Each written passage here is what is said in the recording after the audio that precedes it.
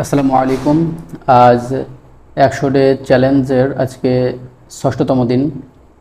আজকে কথা বলবো না, আজকে শুধু একটি প্রোডাক্ট আনবক্সিং করব।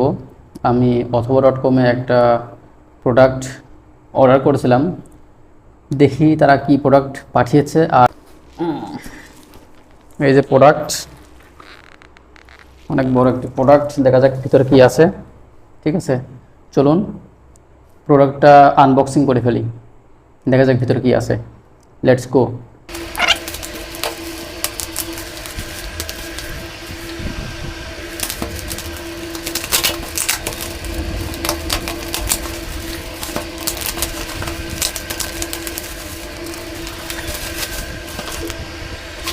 এইটা হলো ভীষণ ইন্ডাকশন কুকার, 1204 মডেলের।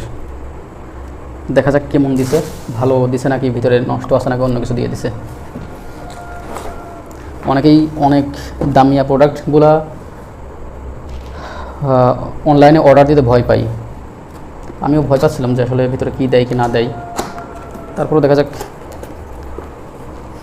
ঠিক আছে নাকি সব কিছু।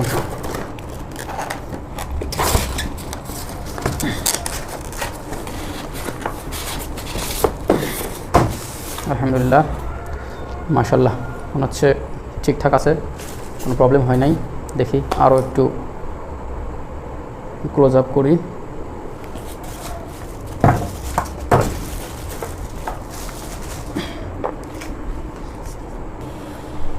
স্টিলের একটা রাউন্ড দেওয়া, ভিতরে অনেকটা বড়, 1 বিঘা হাতেরও বেশি এই জায়গাটা, এক বর্ডের অনেক বেশি জায়গা।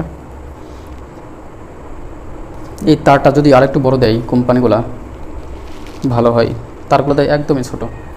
এই ইন্ডাকশন কুকারে যে কোনো পাতিল সাপোর্ট করে না। বিসমিল্লাহ।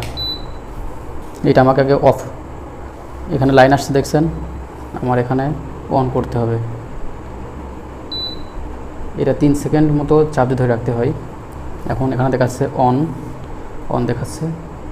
এখন আমাকে ফাংশন ক্লিক করতে হবে। ফাংশন ক্লিক করার পর এটা ওপেন, এটা রানিং হয়ে গেছে, ভিতরে ফ্যান চলছে, শব্দ করে।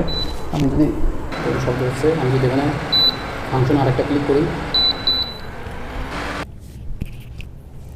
আমি টেস্ট করার জন্য একটু ভিডিওটা পজ করছিলাম যে আসলে টেস্ট করার জন্য। এখানে আমি দিয়েছি ডাইরেক্ট 2000 ভোল্ট হয়ে আমার পাতিলটা একেবারে ভিতরে পুড়ে গেছে, জাস্ট পানি না দেওয়ার কারণে হুট করে। যেহেতু আমার এখন একটু